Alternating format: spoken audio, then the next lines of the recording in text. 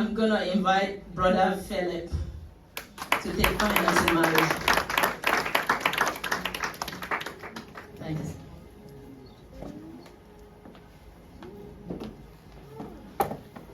Thank you very much. So, it's time now. Good afternoon or good morning. Good afternoon, everyone. Good afternoon, everybody. Good afternoon. Thank you. My name is Philip. What I would like to do is, I know when I was asked to do this, I was thinking maybe the pastor this is where to make it an interactive session or more of a talking. I think we take the opportunity to make sure we can include everybody in the conversation. So there'll be chance for, I don't know if we've got an extra mic somewhere, just so we can put that in and everybody can, thank you. So we can ask a few questions and we can also discuss together. So I want to first say that the topic, as the moderator just said, that it's a very interesting topic, the idea of naked and unashamed, or naked and not ashamed. But regards to finance is a very good concept. The idea that as a couple, if you're married or you're looking to get married or single at the moment, and what you want to do when you get married, if you're interested in doing that, and also as a couple now, what it is that you do in regards to marriage and your finance. So I want to base our conversation around a few things. So I know some people have got your Bible here, you've got your phone, and you've got a Bible app. I might do a few of that. So some ground rules for our conversation. Everybody's perspective, so everybody is in a very different place in terms of finance. So everybody's perspective is welcome. This is hopefully a safe place for us to have a conversation, so there's no judgments. We can have an open, candid conversation about how things are, so we can both learn from each other. Okay? So respect everybody's privacy or confidentiality. Anything we discuss here, we can keep it to that. And the other thing is, the information that we share here, some of it might not be personal to you, so you might be able to take something and say, I can use that for myself, either in my marriage or as I'm single at the moment and looking to get married. But if you need any specific advice, it might be useful to also see a professional. Okay? And the last thing I wanted to say is, my time is limited. I think I've got about 30 or 45 minutes, something like that.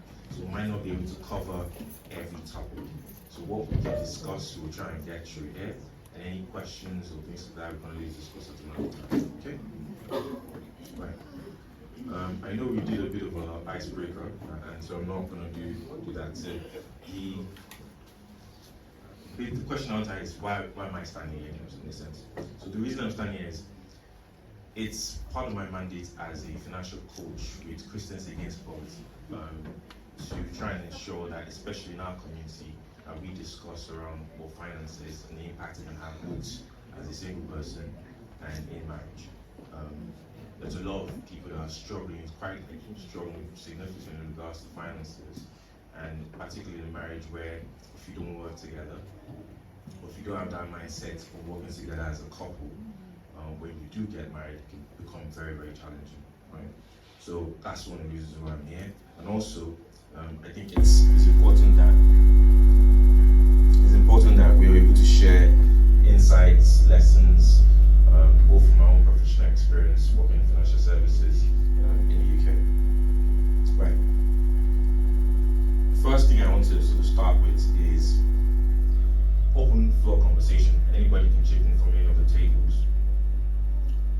What would you think is sort of, in terms of marriage, what's your understanding of whether if you're married now, or you're looking to get married and you're single, if anybody can chip in, anyone can raise up their hand, I'll pass the mic to you. What's your thoughts around finance and marriage? What do you currently think about it? When, as a married couple, if you've got any advice, if you're currently living that sort of as a couple for a number of years, what's your thoughts around finance and marriage? Do you have any particular thing that you've heard from either family or parents or experience in your own life? Anybody has any particular thing that you want to share around sort of finance and marriage?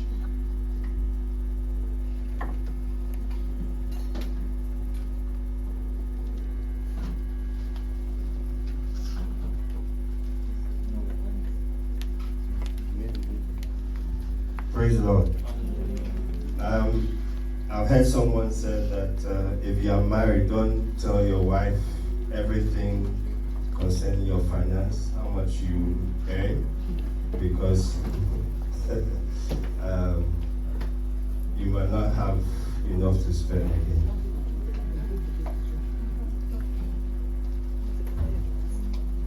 Not my thought, but is it my thought or personally what you heard? Just what you heard. Yes, that's what I said. Yeah. Some people say that, well, don't disclose everything to your wife. Anybody else wants to share? Anyone else want to share anything about? Are you saying we should talk about the misconception or information or anything? Well, any sort of concepts or anything that you've heard or your personal belief around finance and marriage when it comes to a couple, any thoughts that you have or you've heard, any misconceptions, things like that you've heard. Okay, so I'm going to first of all share my belief about finances in marriage. It is sometimes one of the little foxes that destroys marriage if you don't know how to handle it or deal with it. Firstly, these are two different individuals coming into starting life together with different concepts, misconception, information, and perception. So in marriage, it is very important that you put your finances together if you want to grow, because you might find out that we've heard, like he said, I agree, we've heard that you should not share or tell your partner everything, even if you have to say, just say about 50% and keep the rest for yourself. But over time, you will know that you might have even been wasting time not sharing or not planning together. So if you don't want to have problems and if you want to grow very well in marriage and quickly too, you've got to be very transparent in your finances. You have to budget together, you have to do expenses together, and there should be no basis to hide. And I'm not the school of thought or a fan of the 50-50, what is it called? The 50-50 ratio we have now that is going on, because some singles or a lot of people believe that they have got to, what you bring to the table or whatever you bring to the table has to be 50-50. It doesn't always work that way, because sometimes as partners we have different financial strengths. So the other partner might be working, might be earning more, and you might be earning less. So the 50-50 ratio will not imply there. So you just have to put your finances together. Know that you're one. You're building a life together. You're building a future together. Nobody is winning. A win for one is a win for all. Thank you.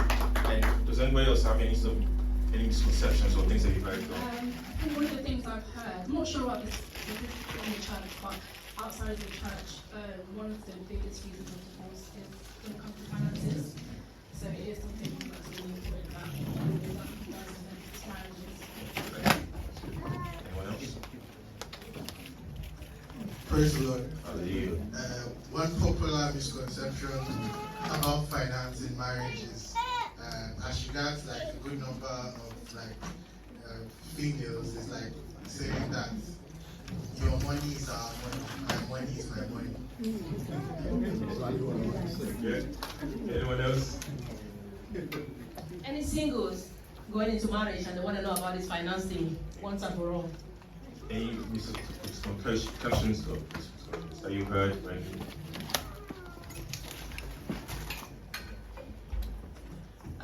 I remember speaking to somebody, like an auntie, and I remember them saying, when you get married or if you get married, the money that you get from your family, for example, you're not supposed to share it with your husband, or you're not supposed to tell him about it. I don't agree with it, but I believe it's a misconception. Praise the Lord. When I got married a few years back, someone advised me, and she said, by then we're planning to move to the UK and all of that. She said, when you move to that country, you know what you need to do? You need to have a secret stash of savings somewhere that your husband knows nothing about. You need to, every month, send in money into that account and lock it up somewhere and make sure your husband has no inkling of it, nothing, no idea whatsoever that kind of money exists. And I'm like, okay, so what happens the day he then finds out? What happens to trust? What happens? So I don't know, that misconception, because that's not the first person that has advised me about it. So I think it's something that people, and maybe other people here have been advised something similar to that. Can you get? Praise God. When I got married, my mom did say the same thing. Make sure you keep your own money. Don't let your husband know about it. But I believe it was their own experience that they are using to judge or to tell their children that, oh, because of this. But if you are in that situation, you as a person need to sort of retrain yourself to know when you need to let them, although I did keep him, not that I don't, but whenever he's in need of anything, I'll just come and say, okay, yeah, I'll get this. I say, when do you get this from? I say, don't worry, but you need money, Abi. So in that way, so I believe that parents, they are using their own experience and what they've heard from other people to make that misconception. My question, I think it's not a question, it's just a clarification. Mine is, like here in this society, children don't really don't really have to take care of their mom, because their mom, they have their own income, they have their pension coming in and all that. Now, from where we come from, you have extended families, you have your parents to look after, so how do you deal with this between you and your spouse? How do you cater for your spouse family that depends on him, and then your family? How do you balance this out in a marriage? Okay, thank you. We'll probably address some of that questions as well, so go ahead. Anybody else has any misconceptions they want to share? Okay. I was told support a man 100% and take that off after some time. It's going to change. And I think that was right.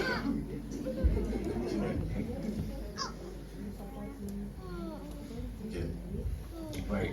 So based on all of this, that tells you that a lot of us have either formed some ideas of what finance and marriage should look like. Either we've heard it from, as many people have described it, we've heard it from other people, family, friends, people have advised you, people that are actually married themselves, people that are not married. Like, we've heard a lot of things. Like, I can tell you a lot of things that people have said to me, even through the course of being a financial coach. You see some couples that will come and we'll have a conversation about the finances and what's going on, and the things that they both say individually, because what I want to do is speak to them individually and then let them both, sort of in terms of transparency, say it to each other. And you get really surprised as to what people have either heard or they're saying or they think they should do with regards to finances. Now, it leads me to my first point, right? With regards to specific biblical principles that we should sort of follow as a married couple or those that are looking to get married. The first thing I want to focus on is forgiveness and creating a new framework for financing for ourselves. Now, our sister had mentioned about the idea that what they knew to be true or what they saw or worked for them doesn't necessarily is what we should follow as Christians. So if we believe that Jesus died for us and we're Christians, we follow Christ, the principles that he set out with regards to finances is what we should follow, right? The first thing is like forgiving ourselves. So all the things that, saying things that you're hiding something from a partner, or you're thinking that's what you do when you get into marriage, or you're currently doing something and you know it's clearly not right. So it's speaking to each other and say, right, it's time for me to forgive myself for all the things I've done previously, right? And ask for God's forgiveness. We've done things in the past. And creating a new framework of what finance should look like as a married couple, so that we can work together going forward. Now, I remember, what was it, uncles, grandparents, and many different people saying different things with regards to finances. And I've seen people also live a very long life and I see them struggle over time with regards to finances because they didn't work together. I think it was Isaiah chapter 43, verse 18 to 19. It says, do not remember the former things or ponder the things of the past. Listen carefully. I'm about to do a new thing. So, as a couple, you decided you're going to be one. Right? You decided that the union, you didn't say you're one except for finances. Right? We share everything. Like we share, when you get married, for those that are single, you share everything. You sleep on the same bed, you eat the same food, you do all these things together, then all of a sudden you then say, you know what, for regards to finance, you did it separately, I did that separately. That's not a union. That's union with a apostrophe, if you will. So for it to be a union, we must do everything together. Now, if you've come from a family where the concept around finances has been done a certain way, and your partner comes from a different family where they've done things very differently, you need to have that conversation, right? What's your belief around finance? What do you see finance with regards to marriage? How do you guys deal with money? What's your views on debt? What's your views on savings? Do you have any savings? How do you go about, do you have a budget? Do you budget at all? Like, have you ever done a budget in the family?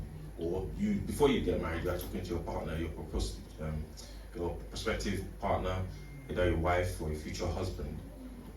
What do you believe about finance? Ask those questions. It should be something that you should discuss. And for those that are married, right, if you've not done it in the past, it's spending time is part of that relationship and engaging with your partner, right? If you talk about these things, what you realize that over time you get really better at doing those things together, and it brings you guys closer. So the first thing is creating a new framework for finance in your marriage by discussing and establishing what your historical understanding of finance is for each person, and then building a new framework for yourself going forward. So just based on what you just said, does that mean you have to have one bank account? Okay. Now, for the practical element, so let's come to the practical. It doesn't necessarily mean I'm saying have one bank account. It means that I'm saying to you, right, what do you earn? What do I earn? Let's talk about this. Is about being a plan for our family or budgeting. So in my situation, or in couples that I advise with regards to coaching, what I say is have a budget. What's the income? It's not what you earn, what I earn in the sense. It's not your money, my money. It's our finances as a home. We run it as like it's a structured business, if you will. So what's our income together? If your salary is being paid to your account and your salary is being paid to his account, you can do that. Or you can have a joint account where the both income comes into that account, and then you do your budget based on that basis. But there's transparency. There isn't a case of, oh, I don't know what she earns, she doesn't know what I earn, and I put money here and I put money there. So there's transparency. You could follow the approach where you have one account, which is a joint account, and then you have individual accounts, no problem. Or you have an approach where you both have individual accounts where your funds are paid into, in terms of the practical element of it. The one account, who will have access to it? Both of you? Both of you. So, I'll use an example. A couple, Glenn and Glennis, right? Glenn and Glennis both work. They have a joint account and they have individual accounts. When their salary or their income comes in, they both pay it into the joint account. Okay? And then they sit down at the beginning of each month and they decide on what the budget for the month is. Now, my approach for their budget would be a zero-based budget. So this is the practicality of that, creating a new framework for your own finances in your marriage. So a zero-based budget, the idea is every pound, every penny has a name. Okay? So if you earn 1,500 and he earns 1,500, your joint income is 3,000. If there's additional income that comes as a result of any sort of external business or side thing that you do, that's included in that budget, right? So if it's 3,000 as the budget, then you then start to name, each pound has to have a name. Now, what are your expenses? Your rent, if that's what you pay, or your mortgage, if you've got a car that you're financing, for example, if you've got your utilities, your gas, your electric, your water, and your phone, so the mobile phones that you both need, transportation costs. So you start to name, each pound must have a name.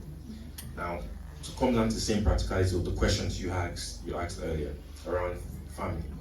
So if you know that your budget is $3,000, just as an example, it's not to say that anyone has a budget for a couple. And you say, out of that budget, we'll put a percentage, 10% or 5% will go towards giving. And this is not your title offering. Your title offering is separate. So this is 5% of whatever is in our budget is going to go towards giving. If it's family, if it's friends, or just to help out, just as an example, 5% of that will go towards giving. What that means is you're going to say, that 5% is what we're going to do in case of families comes. If your family, someone from my family, it's the same family in a sense, but if someone calls you from a family and says they need something, it's that 5% budget, right? If someone else calls you in the month, you don't have to use the entire 5% of that 3,000, right? But if someone else calls you, if there's still a balance left in 5%, you use that amount. If it's exhausted and you have a miscellaneous and you have a conversation with your partner to say, right, can we touch that miscellaneous together and give this person? Sure.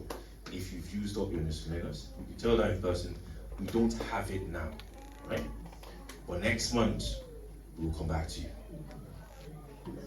We can't do it this month, next month, we'll come back to you. What you find is, if you make it a budget and it's there, so you create a pot, 3,000, everything has a name to the point where there's 0 left. The reason for that is that everything has a name. Your 10% goes to your savings. 10% goes to your savings towards buying a house or a car, whatever you want to do. Another 10% goes here. Your bills are paid. Everything has a name. Then in that 3,000, you can both say, right, we're going to create a system where you get something, I get something. Right? So I would get 250, you get 250, and that's for you to do whatever you want to do. I don't need to know. Yeah. You can do whatever you want to do with that 250. I'll do whatever I want with my 250. I don't need to know what you're doing with it. Okay? So that gives you, right, go and spend as you like and do whatever you want within the budget, right? If you, this month you might not buy anything because the bills are paid, your shopping is done, your food is in the house, all the things, so you have a zero-based budget. There's nothing else for you to use that 250 for to do anything in the house. Does that make sense? Now, you might end up like you didn't spend that your 250. So you save. That's, you can have your own personal account and save it personally. So it might be something you want to get your husband a present for your anniversary, his birthday presents, or your kids. That might be up to you. Or if you use the 250 and do whatever you want, that's up to you. Okay? But it's in the budget. We've assigned it between the both of us. Does that make sense? Yes. So that gives you freedom to be able to act. Now, what you find after doing this over a long period of time, some months nobody will actually follow. So you know the months where people typically will come and say, family wants this or that. It's the end of the year, it's Christmas, it's birthday, it's those sort of, you know. You're not from Africa, eh? No. I'm very much from every month. If you forget, they remind you. I'll tell you a situation. We have a situation very much like that, right? But it's in the budget. It's in the budget. So there's 3,000, right, for as the number we're using. But we know there's this particular obligation we have to meet. So it's not now because it's your mom. It's from your 250 you have to sort it out. It's both our obligation. So in that budget we're going to say, right, if it's £100 we're going to be sending every month. It's in the budget. We'll put it as a line item. So it becomes consistent that we have to support her. She's retired, she doesn't have any pension or anything like that, so we need to support her. And that becomes something that we're going to do consistently. That's separate from your giving. Does that make sense? Mm-hmm. If it's something that you occasionally consistently do, you put it in a line item. Yeah. But if it's not something where you know people just ask you, it's Christmas, somebody, then that's something separate. But what you realize that after you do that for a while, not every time people would. Sometimes, you know, when somebody just, let me just ask, you know, sometimes it's not a case of you have to do it. If you don't spend it 2 months, 3 months, it builds up. So over time, you realize that 5%, if somebody doesn't, no one calls you in April or May or June, you've had 3-4 months of that pot growing, right? And when they really need it, you can then help 4 or 5 people in one go.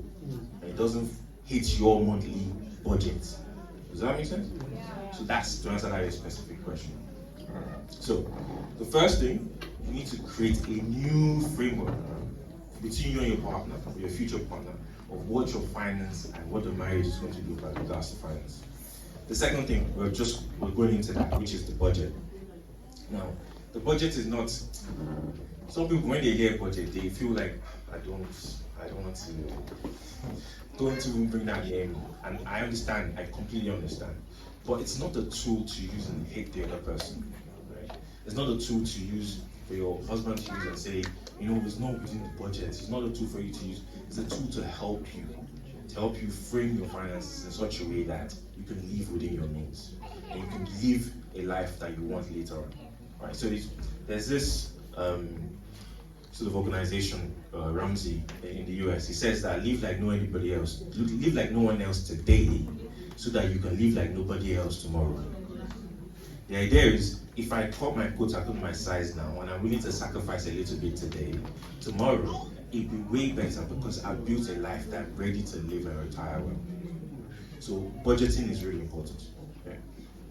And I love zero-based budget. It's a very good way to sort of budget. It's a good way to make sure that you've itemized everything. And you realize the first month you started, not everything will come to you. You miss certain things. So, for example, what people miss typically is like car insurance, right?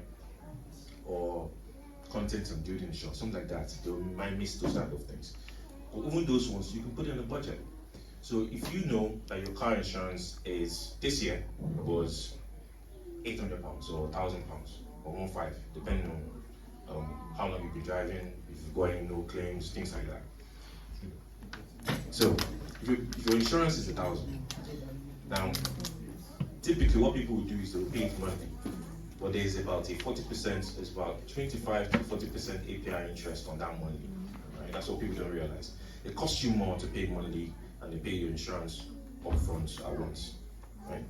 But also, what the people don't realize is by doing your insurance monthly, there's a hard search that is done in your credit. So every time they do that, it affects your credit in a way. Right? If you don't, it's not particularly great. So I don't recommend it. So in your budget, what you could do is, I know my insurance this year was £1,000. Right? Next year, it might be similar. Okay, so it might be £1,000 or thereabouts. So what you want to do is say, every month in our budget, we are going to create a sinking fund. So we know the insurance is £1,000 this year. It's going to be £1,000 next year, just as an example. So we're going to go £1,000 divided by 12 or 11 months. And that amount, if it's about, what is it? £8, something like that. Yeah, something like that. So if it's, let's say £100 you want to put away, you put £100 every month within your budget, you can see that sinking fund starts to create it. By the time January of next year, or whenever the time is for next year you need to pay insurance, you've built up enough funds to be able to pay the insurance up front at once. It's difficult. Don't get me wrong. Cost of living crisis has not hit you, right? Cost of living crisis has not hit you. I'm telling you, I know. Don't get me wrong. I know it's hard. I'm not going to lie to you or say that it's hard. I know it's hard. But if you create, so if you can't put £100, you can create a sinking fund for half the amount. When it comes to the insurance, you can negotiate that insurance down. Now, if you have £500, right, and the new insurance is £1,000, getting closer to that time, if you can, in your monthly budget, you can create a quick miscellaneous aspect of it to create the remaining 400 or 500, you can pay that insurance off once. It's difficult. I'm not going to tell you that it's easy, but by creating a disciplined approach, over time, you see the benefit of, in your own credit, you see the benefits. In your own life, you see the benefits. Over time, it will become easier. And it's easy to have that conversation. The first, not to my missus is in here, so I don't want to so what I would say is, I remember how difficult it is trying to do this at the first time, me and her, right? Sit down and have this conversation. It's not comfortable, right? It's not comfortable. Even as a single couple trying to get married, when you first get married, the idea that you say for example, you're just getting married, and your partner has done every of these things. They've lived the life in the sense that they've done their financial budgets. They have a budget. They come from a place where they've had savings. They've got no debt whatsoever. They're very frugal in their finances. And then your partner is the complete opposite, right? Now, so your partner comes and maybe she has a bit of a, this year, some debt here, some this year. Now, what you realize is you're now one. So her debt is yours. It's yours. Everything that she comes with, it's no longer me, and it's together. So now you have to work together. So that conversation, the initial conversation, is difficult, and it's having that grace to go. Right? She might not have done that, but I want to be able to ensure that we build a life together. It's not, I can't be, do you know how difficult it is to see couples that have been married for 15, 20 years, and the husband is going that way, the wife is going that way, because they're not working together. I hear, like, you sit down with couples and the wife is building a house back home. The husband is not aware of any, but he's here paying this thing, and he's not aware of all the things. It can cause really serious, trust issues in families. It can contentment in such a way that you're living in the same house, but you don't just want to talk to the person. It can become a really massive friction in families. So that's why I say it's a difficult conversation. But given the grace, and that's why I say forgive each other for whatever it is that you've done in the past, and have that, rearrange yourself for a framework to have a conversation going forward so you can work together. So that budget, it's really important. It creates a plan. That's the monthly budget. Then there is a goal and a long-term planning that you can go to together. So you can say to yourself, what does it look like? We're both retired. We've had a long, hard-working career, right? We've worked 30, 40 years. And what does retirement look like to both of you? Ask her that question, and you should ask him that question. So you know what's your plan? And then you then start to plan together. Okay, I see that when I'm retired, I want to be somewhere, for some people, I want to be in Nigeria, right? I want to retire and live in Nigeria. For others, I want to retire and live here.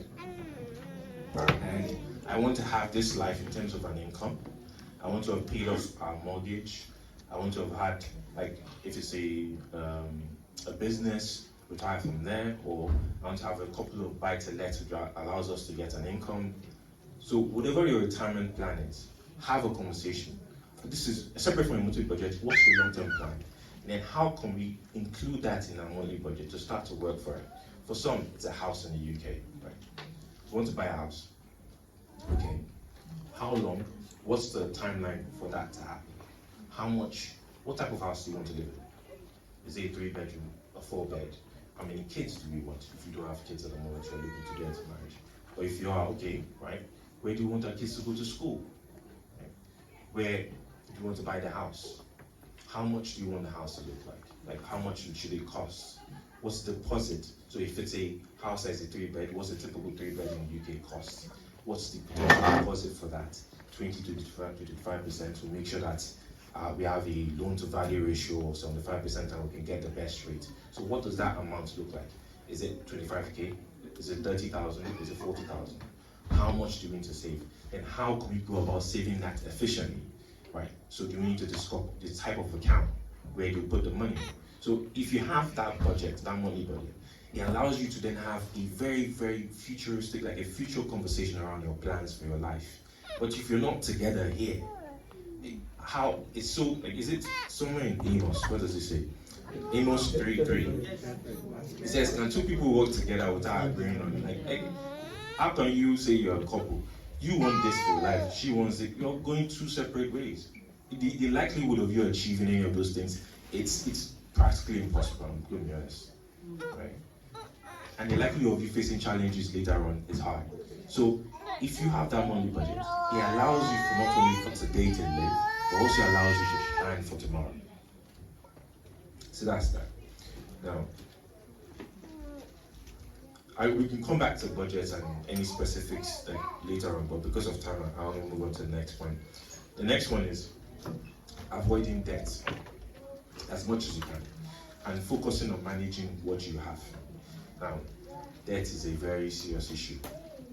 One of the things that Christians Against Poverty, so CAP, one of the major things I deal with typically is people in serious debt. Now, to the point where they can't, there's a certain feeling you get when you know that everything you earn, you're earning it to pay somebody else. It's not a great feeling. It's difficult to see that people say they borrow to do everything. And I'm not saying like getting a loan, getting a credit card, those things cannot be used wisely. They can, but to the point where you're living beyond your means. Like you're driving a car, it's a nice car, it's great, but can you actually afford it? Right? You see a situation where someone purchases a car and I ask them how much they earn, the car value is exactly the same that they earn for the whole year. It's like, that's your year's salary. That's in the car. Why are you doing that? It's nice, I'm not saying, but you have to make sure you're making decisions that don't impact you long term, because now the whole year you're working to pay for that car. And it's for the next 5 years you've got that. No. Right? So avoiding debt as much as you can, or ensuring that you're not, if you are using the credit card, use it the way it's supposed to use, as a way to build your credit. Don't use it as a source, as an additional income to sustain yourself on a day-to-day. It shouldn't be the case. Right?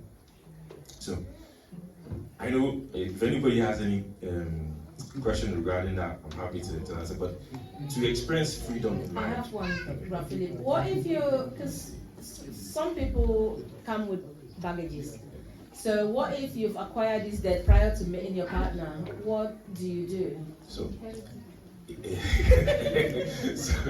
she said you inherited it. Yeah, it's true. So it's now Vice versa, if you come with money, it's- because like my sister Letitia out there, she's working very hard, so she's probably going to a relationship with a lot of money. So what do you do? No, look, it's But before you get married, while you are courting, you're supposed to discuss that. Not that when you get married, you say, I have a baggage. You take the baggage back. so as Pastor said exactly that. Now, when you get married, it's no longer her debt or my debt. It's ours. The liabilities, it's the truth.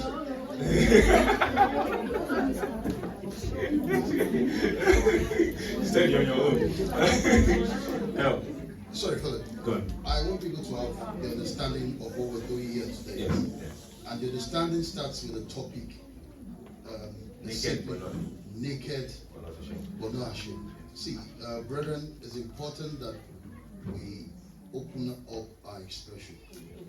He said something about the credit card. We are just discussing here, but like, it's affecting a whole lot of people. Yes. They want to pay a lot of money, just put in the credit card, covers it, they're now looking for how to return it. Yeah. Please, let's have this understanding that we are in the church, and the church should improve our lives for better. And if we are not better, how do we impact the world out there? It's very important for us to be very sincere with ourselves.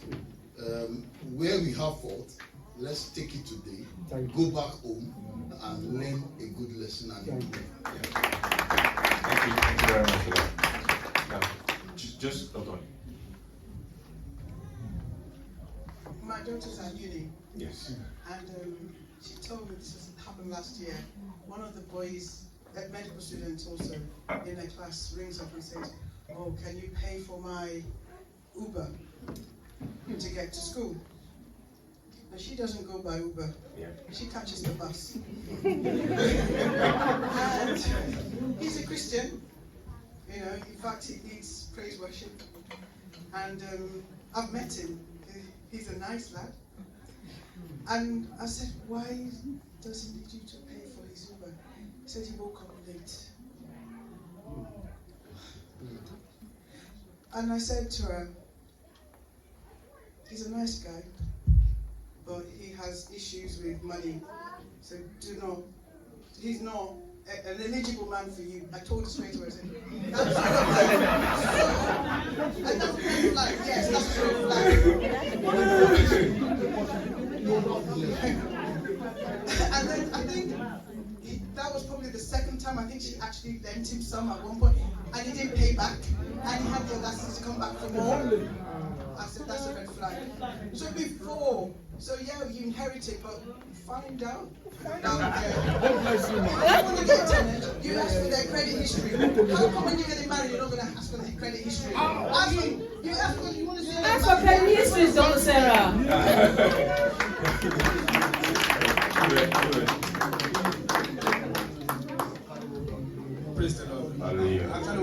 question about mortgage. Okay.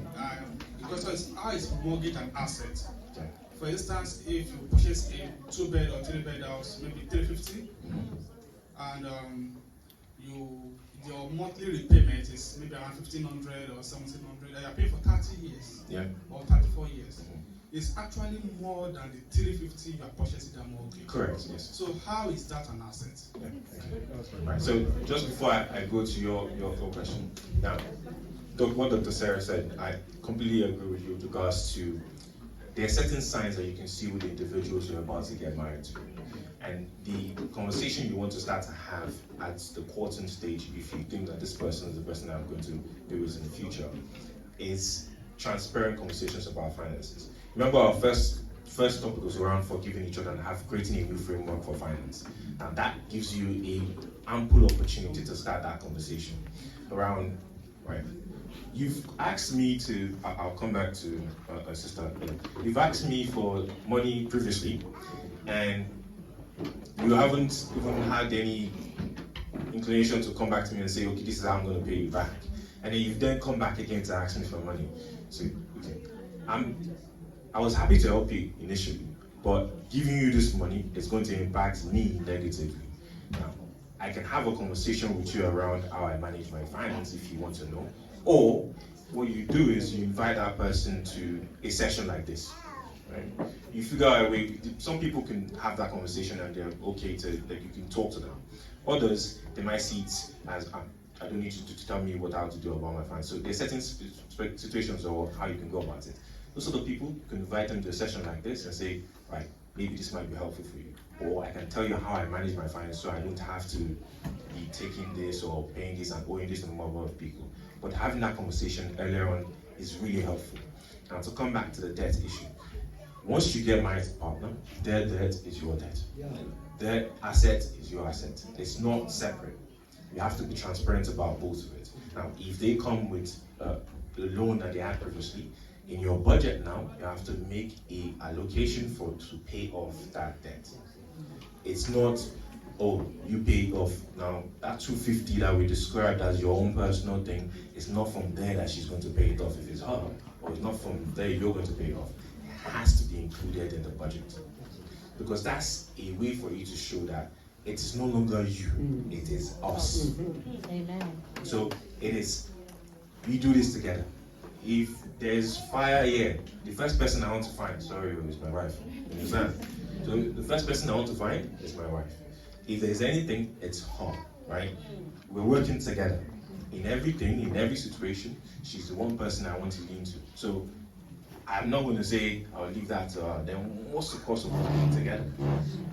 And biblically, it also reinforces that idea that the union is not just a union for convenience. It's a union. It's one flesh. Tekofo and So it's a union. So it's not a case of you work on your own and I do my own thing.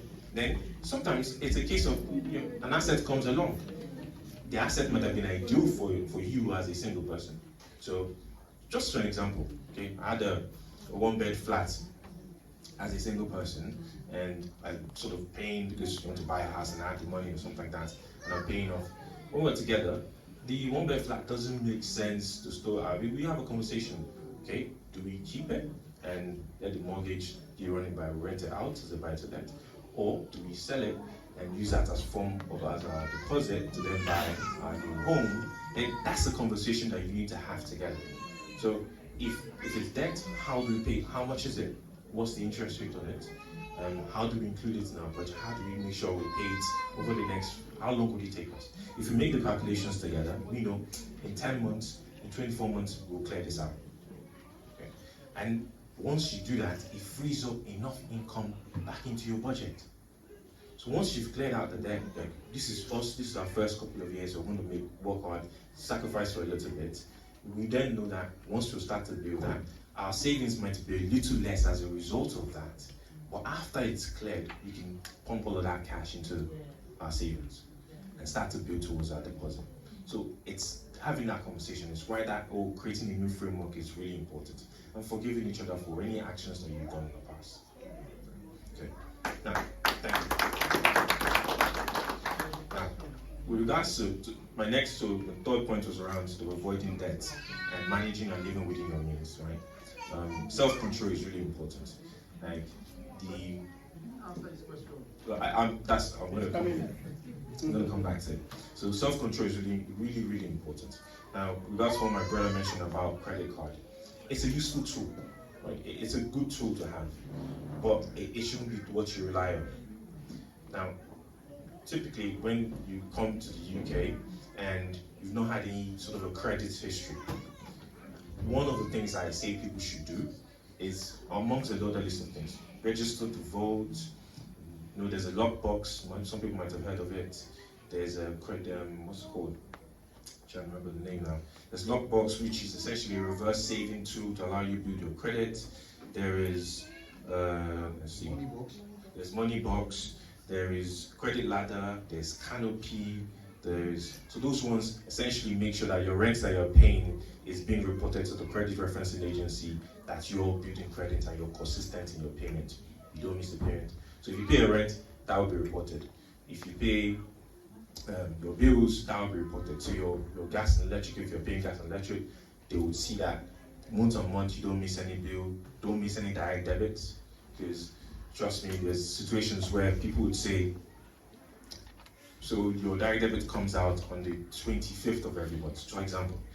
And that month you have the money, but it's not in your account for some reason. Like you forgot to put the money there or something happened, so you forgot.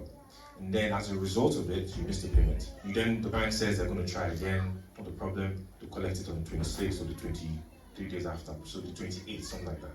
Now, in your mind, that was fine, but it's not. Let me tell you what happens behind. Now, if you miss the payment, what happens is the financial services reports to the credit that bank or whoever it is, or utility company, reports to the financial services or the credit reference agency that you missed a payment. Yeah? They don't tell you, but they report it. Or you settle, you don't owe them anything. The next month happens again. Okay?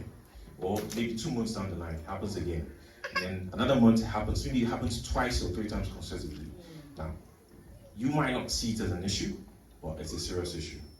For the credit referencing agency and any financial institution you try to apply for things later on, they will see that. And then it becomes a thing of, is this person consistently able to pay? If they say they make an income, you can see that they declare that they make an income. How come they miss multiple payments? That scores you down, right? So things like that are really important. So the credit card is useful. If you want to use this as a way to build credit, sure. You get a credit card, you have your petrol, your budget for your petrol, for example. You use the credit card to pay for petrol, then you pay it off. You have the money, so don't leave it and let you just ride. No, if you have the money for your petrol, for example, or you're buying a TV, anything that are high ticket items you're buying, you have the cash first. Don't just use the credit card. If you have the money, pay with the credit card as a way to build your credit. Then use the cash that you've got and pay the credit card off.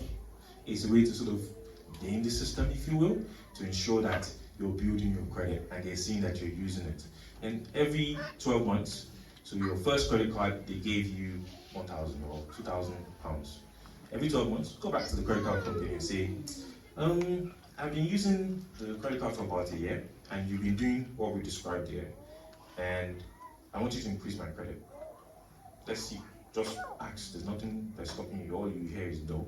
They will check, they will see some things and say, all right, it makes sense for us to increase. They will ask you, what amounts do you want, right? Ask for the highest that you could possibly think. 8,000, let's see. If they come back to you and say, right, we can't give you 8,000, but we can give you 5, not a problem. Now, what you're doing is, you are showing the financial system that you've got access to this amount of credit, yeah? But you're not using it in such a way that people just use it as if it's part of their income. No. What you're doing is you say you have access to this amount of credit, and you have this opportunity here, and you've been consistently paying it back, so we can trust you with more. Over time, that builds up to the point where I've got clients and people that have got access to credit of around £100,000. Not to say that they're using it, it's just they have access to it. It means that the bank says, right, if you go for a loan, you're more likely to get that loan. If you're doing your mortgage, your credit is improved over time, you're more likely to get it.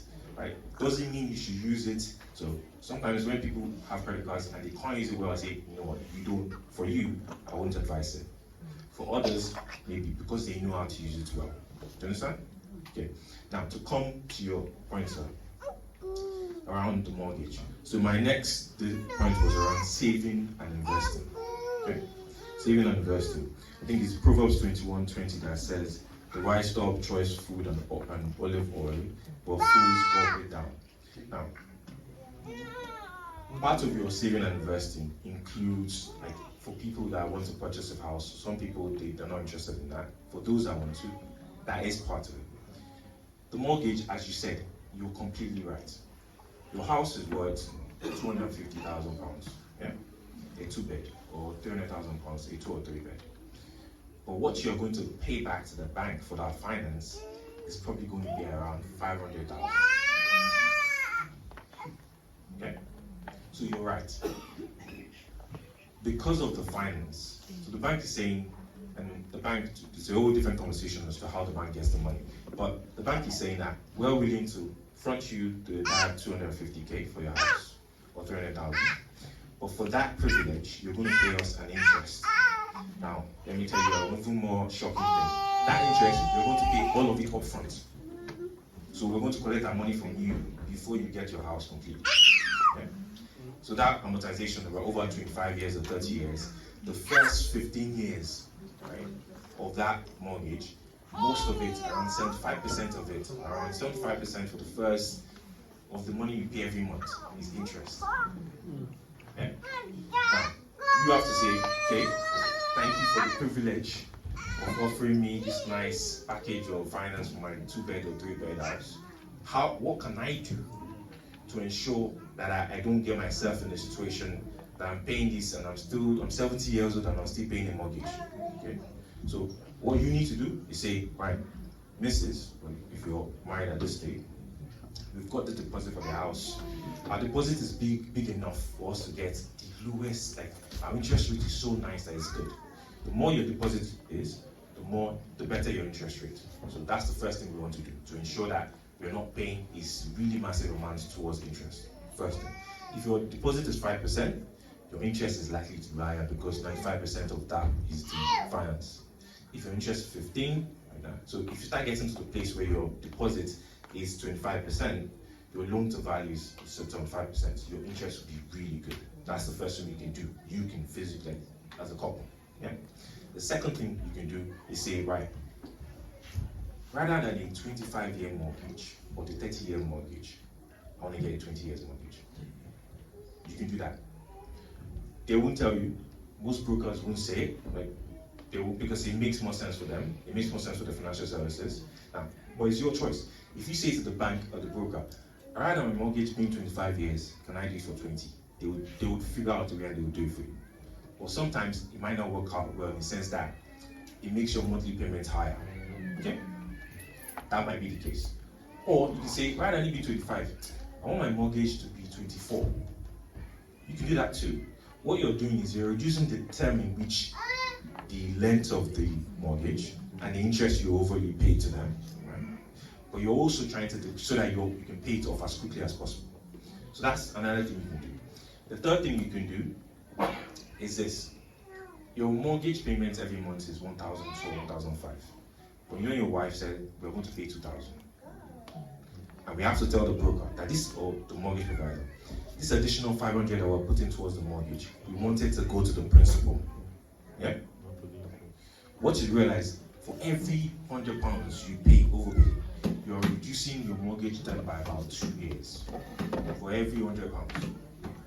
So for every £100 you increase your monthly mortgage payments, you're reducing your mortgage term by 2 years. So rather than the mortgage finishing in 25 years, you'll be done in 23 and a half, something like that.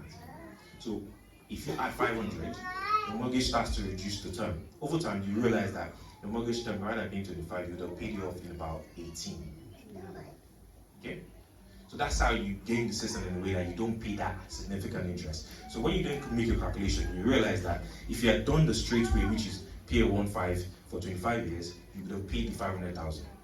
But if you do all of these additional steps, what you realize, you've not paid 500,000. For the house that was 250, you probably paid around 3 something. So that's how you do. So it's figuring out ways that you can make specific actions that ensures that your term reduces, the cost of the bill in the sense of the mortgage also reduces. Now, to come to your bit about is it an asset? One thing I'll tell you is this: houses or a home is probably one of the stronger proponents of building wealth in the UK.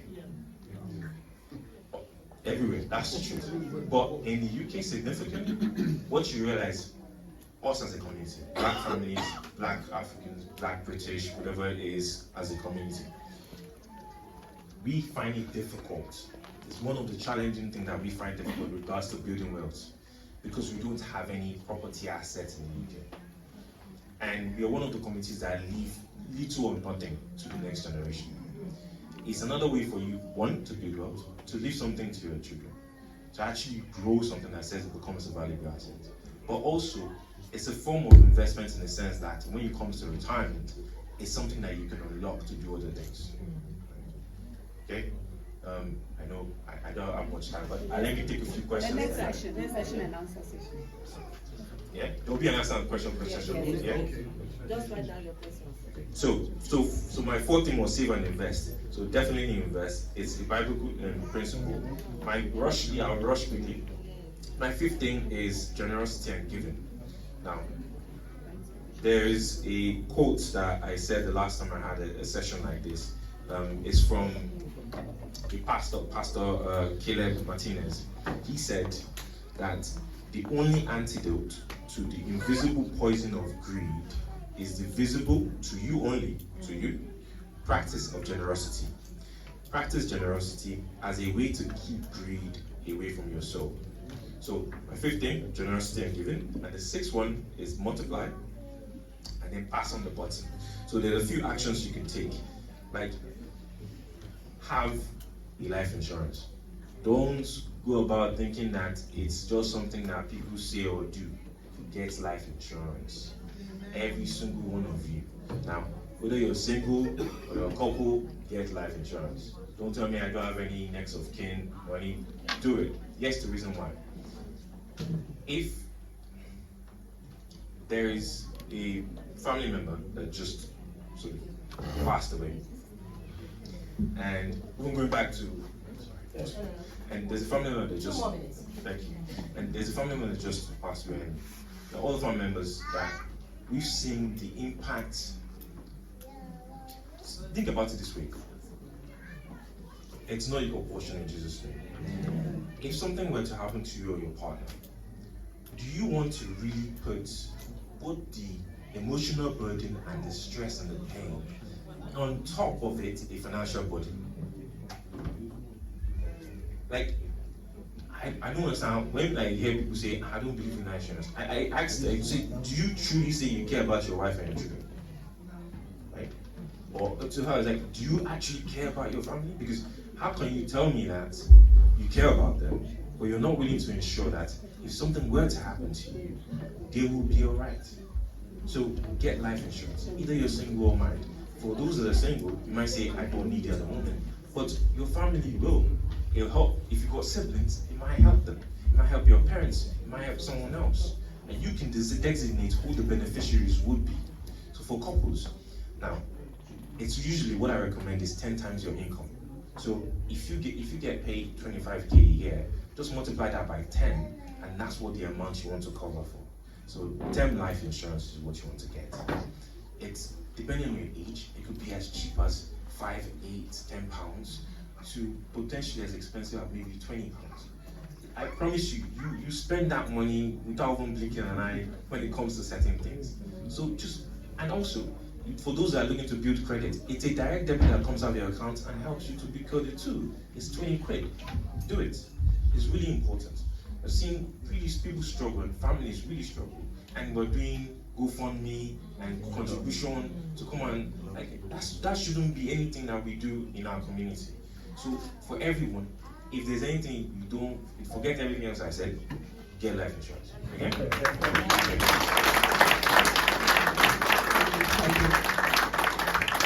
Praise the Lord.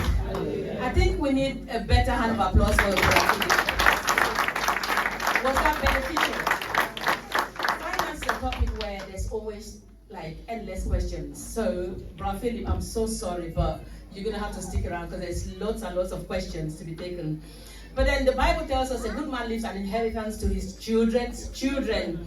And one of the inheritance that we can leave is our mortgage, like he mentioned. So if you have any questions, we're going to be having, sorry, for those who are just joining us, you're welcome to the Naked But Not Ashamed seminar today. So we're going to have a comfort break now. But instead of us all just leaving at the same time to have this comfort break, we want to just continue with the session, as in the question and answer. Wise, if you need something, please, by all means, do so. Go and get something to eat, go and go to the toilet, go to whatever you need to do. But Brother Philip will stick around for questions. So if you have a question, you're welcome to still ask the question. And I've got, if you want to write the question down, you want to be anonymous, I've got stickers for you to put your question down. But he's here for another 15 minutes to take your question while people are having their comfort break.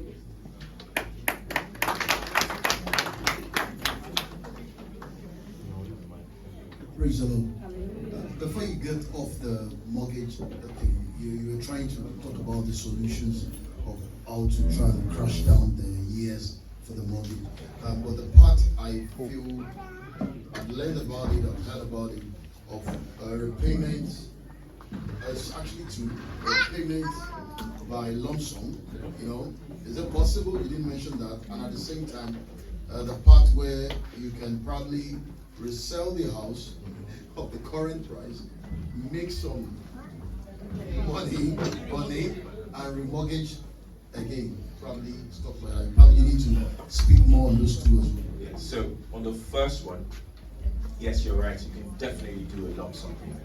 Now, what some people do is, rather than that overpayment I was discussing, what some people do is they would take the money and put it in a high interest savings account, NISA, right? Or a stock and shares. They'll invest the money somewhere else that gives them a significant interest. And over the course of the time of the mortgage, they'll then take that lump sum and pay towards it. So what the time you typically find to do that is this: when you come to remortgage the property, it's probably the ideal time to do that lump sum payment. So your property, for example, so for the first time, say your mortgage is fixed for 2 years, just as an example. And at the end of the 2 years, you and your partner have saved enough money to be able to put towards it, but you've not made that overpayment. Now that 2 years is fixed and you're paying 1,500, for example. Now, when it comes to the end of the 2 years, you tell the broker that it's going to fix it again if you want to get another fix for the next 2 or 5 years. We've got this amount of money. We want to put it towards the property, and the broker will ensure that it counts for that. What it does is, once you put that at the end of that 2 years, your interest, the next monthly payment, goes down significantly, right? Because you're paying and you get more equity on the property. But also, the next mortgage provider will probably give you much more favorable terms than you had in the first 2 years that you had the property. So you can do that, that's true. The second bit of what you mentioned, I understand why you're trying to do that, but I wouldn't advise you to. Now, the reason why is this: if you see the property as some people use the property as an investment to then draw equity out and go and do something else, that's fine. Go ahead, you can do that, no problem. But personally, I would advise you to do that. Here's the reason why. If you were to take equity out, your mortgage, you didn't get to finance. You then increase the amount of money you have to pay again. So your monthly payments increase. You take that money, you can go, some people take that money and go start a business, to do other things, which is fine. But my advice is typically not to do something like that, because you're now putting yourself in a situation where you're going to be paying more, and it might even extend the term of the mortgage again, and you don't want to do that. Okay? So my advice is, if you can pay your mortgage off, like we've seen couples done it in 15 years. So they get a 25-year mortgage, and in 15 years, it's gone. Now what you do is, you've increased your net worth as a family, as a couple, significantly. That house is yours. There's nobody coming to knock on your door and say you owe me money. The only thing you have left to pay is your bills, your gas, your water, and that's it. Now, you used to pay 1,500 for your mortgage, and all of a sudden, zero. 1,500 is now there available for you as a couple to add to your monthly budget and say, right, my missus, that house we wanted to build in Nigeria, let's do it. That house we want to buy in the US as an investment, you can do it. That business you wanted to start, let's do it. So that gives you the option to do, and you have this asset that is growing. What you realize, and the property value keeps going up. So after you paid it over 15 years, the house initially was 250. In 15 years time, the house is probably 300 something, 400 something. That's towards your net worth.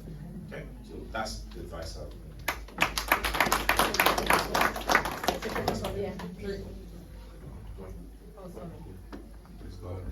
Yeah, so I want to ask for those people that are looking at getting to know how to find their way around the fixed deposits kind of a thing. Yeah.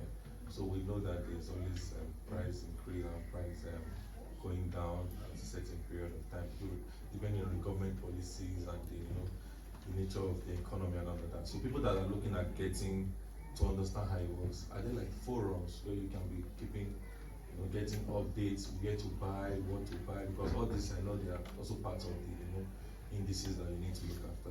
So in the UK, financial services is pretty much open to it. So what I would say, you need a financial advisor. You can definitely, so there's a lot of, if you live locally, just search financial advisors. There'll be a ton of them that are around like Oxford in general. You want one that is willing to teach, right? So you want one that has the heart of a teacher. Yeah. The idea is, if you have a question, they'll be open to answer those questions. And you want them that can sit down with you as a couple, or if you're still single at the moment, and plan for what you want long term. So if you say to the person, this is what I see for myself in the next 20, 30 years, and the person says, okay, well, how much have you got to work with in terms of your savings? How much savings have you got? Where are your investments? Where's your pension being invested? How are you instructing your employer to invest that? So they'll sit down and have a holistic picture of everything that you've got, and they can start to give you some ideas as to what you can do for the long term. But it's not like Nigeria where financial services, you need somebody that typically either knows somebody or works in a bank that can tell you what to fix this. It's pretty much public. You can research a lot of this yourself. But if you want someone to sit down with you, the financial coaches, the financial advisors that can do a lot of that. What does a fixed deposit mean? What do you? So in the UK, there is anything that's similar to that in Nigeria would be like your ISA, for example, right? So the ISA allowance for each individual, so everybody here, each person, you're all individually allowed to save £20,000 each year without any taxes. The growth, so the interest on the growth on the money and any income you make off that 20,000, they can't tax you with. Okay? So if you want to start saving something like that, the first thing I would suggest to you is the ISA. Now for the ISA, there are multiple different versions. There's the ISA, so your allowance for an ISA is 20,000. You can take 4,000 of that allowance and put it in a ISA. So every year you can put about 4,000 every year in a ISA if you meet the specific criteria for it, and the government will give you a 25% bonus on top of it. So for every 4,000 you put, they'll give you £1,000. No, but yes, you catch. You can only spend the money to do two things. One is to buy a house. Two is for retirement. Okay, so for those that I work, I'm self-employed, it can be one source of way you save for retirement. So if you put 4,000 there every year, they give you £1,000. Plus, depending on where the financial institution that is the owner of that ISA account in the sense of managing it for you, the interest will also be on top. So you put 4,000, they give you 1,000, and the company invests that money in stocks and shares, or depending on where you instruct them to, depending on the risk level you put, you then get interest on top of that. So your 5,000 at the end of the year might actually be 6,000 something. Does that make sense? So, but that's just license. Then you then have, after that, your 20,000 allowance. You can still do stocks and shares ISA. You can do cash ISA. And then that becomes your whole allowance. You can split the balance depending on where you want to put it. So that's the first place I'll say you should go. There's a session for question and answer at the end of the program. So please, if you have more questions, write it down. Mommy has a question, the last one, but just for the sake of time. Praise the Lord. You mentioned about broker. Does it mean you cannot do, for example, you want to increase your monthly payments? Can't you do yourself online if you have an account, or you have to go through the broker? For the mortgage, Yes, for the mortgage. If you want to increase your monthly payment. just call. So if you've already if you have a mortgage in place at the moment, all you need to do is ring the bank. So ring the bank and say. What I'm asking is that can you do it by yourself online? If you have an account online, can you do it by yourself? Yeah. Yes, you can. Yeah, You can. Yeah, you can. I have a question. We haven't got time. No, I'm giving it to Give it to him. No, it's fine, it's fine. No, go. Praise the Lord. This is not working. It's working. Praise the Lord. This is about the couple finance. Yes. So I want us to imagine a couple, whether they male or female or the wife or husband, both Christian. Yes. But this financial issue is a strain in the family. One of them is overspending, year and then maybe gambling or something, they are trying. But at the end of the day, forgiveness has been there, one has been transparent, but the strain is still there. To the extent that, one is trying to break up because of this. The only way the other person can feel that they can carry on is to at least put something on the side for a rainy day because they've tried. It's not that they don't want to be transparent. It's not that they are not making the effort, but they want to save the home. So one is putting something aside. From all what we said, backfires on that person. How are we going to advise that person? Thank you very much, Pastor, for that question. So the reason I said thank you very much, Pastor, for that question because you are part of the answer. But your question is also very linked to the question that is written here. Now, in this situation, this one is very linked. One partner wants to do very much be transparent and budget and do those things, but it seems like the other person is not particularly keen to do it because their excuse is, I have family back home, I need to support them, and they're the only one making an income. In this situation, it's just a case where there's one person that's actually earning, the other person isn't as a result of childcare and the costs and things like that, and children being very, very young. Now, the first thing I would typically say in this situation, I know it's tough, it's very difficult, because even if, before I find that couple come to someone like me to say he's trying to help out, what you find is only one person that's particularly keen to do anything. So, what I'll normally say is this.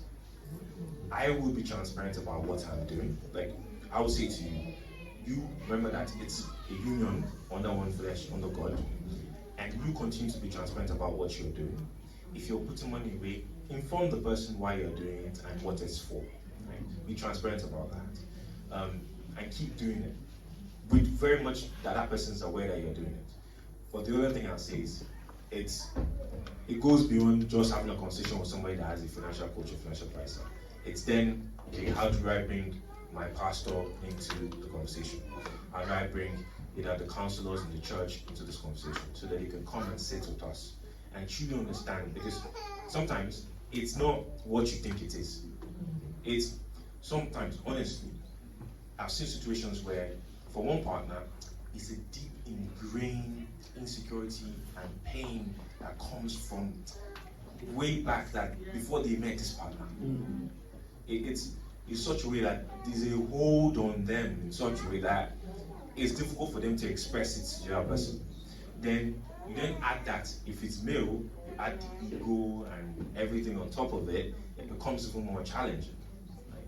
So which is why I say, in those situations, I always try to say, the church, the pastor is probably part of the reason why you need to have a conversation with them, and they can talk with the individual separately and talk with you separately, so they can get to the root as to what is the issue. Why is it that it's difficult for you to do this? What's going on? How can we help? And do you know the impact of you, like you're the one holding your marriage back. It's not your actions and things that you're doing, is holding the growth and the prosperity that God has promised you for your life. If you don't do that, the things that you dream of and the plans that you have for yourself, the likelihood of you achieving those things and not being together with your partner, it's just unlikely. So it's why I say bring your spiritual leader, your pastor into this and the counselors into it, and let them try and find out what the root cause is. Sometimes I sit down and people will tell me, they will be honest, and you find out that when my dad was younger, his approach to money was in such a way that he didn't help my mom at all, and so I feel somehow about sharing or being in it because I don't trust that this person would have my back. So I'll keep doing things myself, although we say we're married. I have this, and some of it is we had less when we were younger. So you have the opposite situation. So I want to hoard as much as possible because I don't know what you're going to do. So you have that. It's why I say it's pretty important to involve the church pretty early in those type of situations. Because I can tell those people didn't have the conversation earlier. And the Lord will help us in Jesus' name. I have to take permission from my bosses first before I can. Are we? No, Pastor Mrs. Wait, are we okay to go for more questions for the first? How many more minutes? Pastor Mrs. Yeah. Pastor Mrs. first, please. Thank you, sir. My question was to buttress what you said. I have one question, but again, to buttress what you said about equity. Before now, I think equity is just to take from your own money. Yes. But people don't understand that even when you take equity, you get interest rate on it. Yes. You still pay interest, so why taking it? Yes. So when you said you don't advise this, I just feel like we should explain it to them that you have, interest rates on taking that equity because you think it's your money, it's still not your money. You're borrowing it from your mortgage. Now my question is, I've been involved, I was in a section like this, mortgage section like this, where they said, where the coach was advising us that he wouldn't advise us to finish the mortgage payments. Why? Because if you think you want to stay in this country, for people from diaspora, you want to stay in this country, you want to get retired here, you want to, probably die here or something, they will first of all, before the government will step in, they will first of all look into your mortgage and they will sell it without your consent or something and use it to look after you until you have £0 in your account. That is when the government will come in or step in. So what do you think about that? Because we are talking about finished payments, finish paying your mortgage. What have you got to say about that? Thank you very much, Pastor. So yes, I'll answer in two hats. The first hat, yes, you're correct around the first one. And so some people, paying off their mortgage is not something they want to do. I understand why. I would totally go ahead and that's fine. But the reason I advise that you do it, and to come to your question, is it's probably the only thing that is tangible in terms of assets, as well as maybe stocks and shares that you invested that you could pass on as wealth to your family. Right? That's first. Now, to come with my other hat, as a business owner that operates in the healthcare space, here's what I'll say. Typically, to some extent, what you find is when you get to a specific age, you're 60, 70, maybe you need care, right? And the local authority, or depending on the situation, and the person is 70 years old, they've got maybe dementia or something that they need care as a result, they will do an assessment, okay? What you need is to make sure that you have an advocate there for you that can speak. That person, someone that is family or friend or whoever is that can advocate for you. What they will do, they will do an assessment. The assessment would be, what are your income? What's your income? And what's your expenses? Then they will then try and figure out if you can afford to pay towards the care or pay it completely. So that financial assessment is what the local authority typically does. What you find is, they're not going to go and tell you to, if your home is where you want to stay, and it's your home you want to live and you want to receive that care, and you're not going somewhere else, they will do an assessment and say, right, they can't take you out of the home and sell your house, or they can't do that. It's all about what your income is and what your expenses is. And you have somebody that can advocate for what your situation is. Now, if you meet the financial assessment and they can pay for the care, they will do that. If your income is enough to cover the costs, all of it, then potentially, that's your income. So your pension, any investment that you might have, buy to let, all those things, yes. But if your income cannot cover the cost, they are obligated to pay for it. So it's not about whether you have the house or not. They can't force you to pay off the house. It's only if you decide to, or you've got family that are saying that that might be best for you to move out of the house, they still can't force you. It's still your choice. It's down to you to do that, right?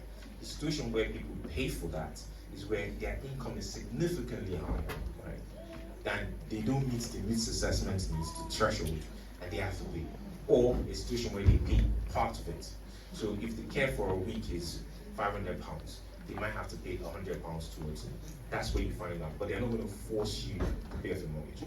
But here's what I'll say. If you plan financially as a couple from the onset, you've got your budget, you've got your long-term plan, you can include in your plan those sort of things. So if you get to a specific age and say, right, the likelihood, there's insurance, there's health insurance specifically for things like this. We can pay those things so that we don't have to come and move out of our house or anything like that, because I want to afford to pay for the best care for myself. There's specific insurance products, there's specific investment products that are geared towards healthcare, specifically things like that. Right? Things like that will be able to pay for those things, but you don't have to.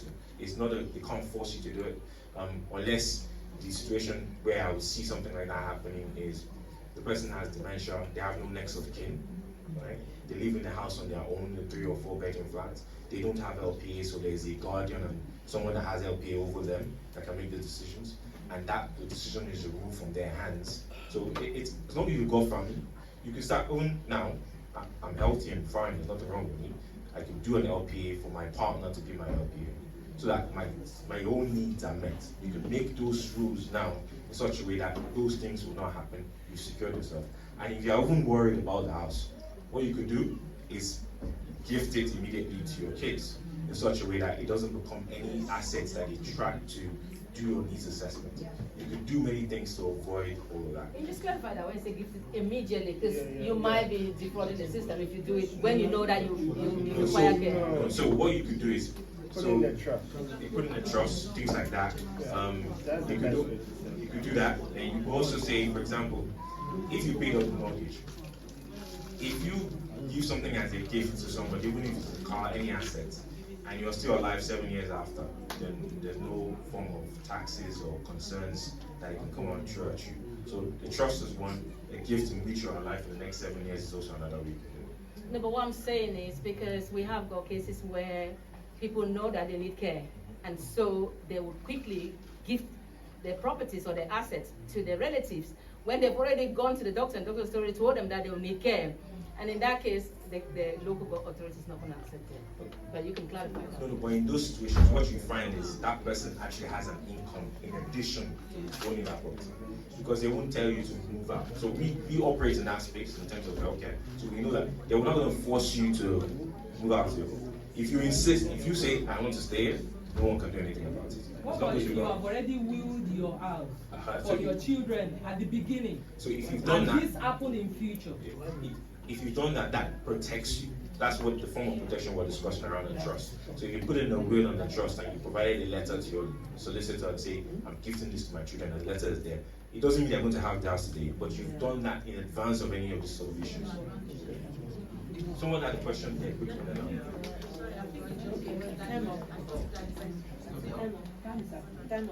Sorry. She's already asking a question. I have been researching myself on the stock ISA, lots of ISA. I found out that there's loads of platform out there. Yes. I went into the Plum, I went into the HL, I went to everything. So I started clicking stuff and I said, okay, maybe I'll be doing it the right way. You still need a financial advisor to still advise you on what or what, because I find that at Plum itself, you can't speak to nobody except you chat. And that is a bit, I was like, I've already set it up. And I found out that, I think I made a mistake because I only wanted the £1 a week, so that by the end of the year, you get 1,000 plus or something. And I said, maybe I'll click on something, let me just call somebody. And I searched, I couldn't even speak to anybody. So which is the best platform you need to go into? I can't recommend any specific platform. I can tell you potentially the ones that I use, and maybe that gives you some idea. But I can't recommend any specific one because all of them work differently. So Our Graves is a good one. Nutmeg is a good one. You've heard of them, Nutmeg. You can always reach out. They've got a tracker. Vanguard is another one. They offer some ISA products as well. So things like that you could use to investigate. I think we've exhausted Bro Philip. Yeah. Thank you very much. Give us that round of applause. Thank you, sir. Again, there's room for question and answer at the end of the talks. So if you have questions or answer, if you're still worried about something that you need clarification, because I have to go, please write it down or wait at the end when there's question and answer session.